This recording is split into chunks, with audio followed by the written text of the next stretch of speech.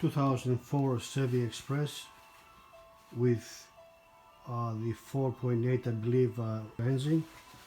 We're gonna do the radiator and we're gonna start taking out the air filter housing.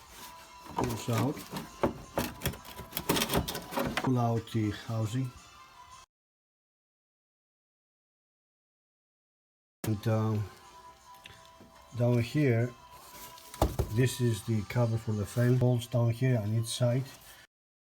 Removing the cooler lines. The one on the top is under the radiator hose with the screwdriver points, and the other one's down below.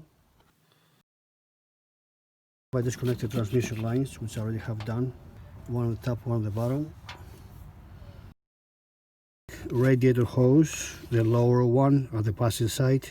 I didn't see a drain plug in this one here, or it's broken, so I'm going to pull that hose down. So we're going to drain the radiator and remove it. That directs the coolant into the pan. I don't like making a mess when I work. Run it direct into the pan. We'll let it finish drain and we'll remove the upper hose.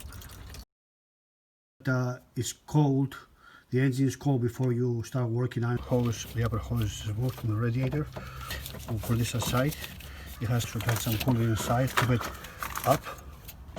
So now we're going to disconnect this is the oil cooler lines on the driver's side. At this time, all connections to the radiator are removed. Everything is on the top of the shroud, has to be completely removed.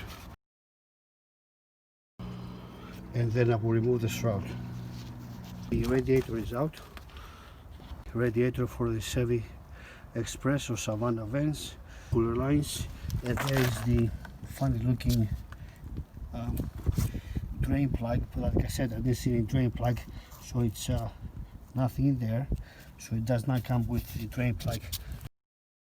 Okay, the radiator is removed. I did a little rust oil down the corners where the radiator usually leaks. And a little prevention, a little cleaning goes long ways. Ready to drop the radiator. Drop the radiator in. We're going to connect the lower radiator hose. This is without the shroud or fan cover. Okay, so the radiator is in, and like I said, only fittings. This is the driver's side and the upper radiator hose. Then put the upper cover or shroud and the bracket that holds the radiator on the top. We connect the fluid lines for transmission or the cooler lines to the radiator. To hear that snapping kind of thing like that. To make sure, always pull back on the lines and put the cover in. Okay, I'm about to drop the fan shroud or cover. Good idea to put some kind of cardboard or something to protect the radiator when it comes in. The shroud is very sharp edges, it can damage the radiator.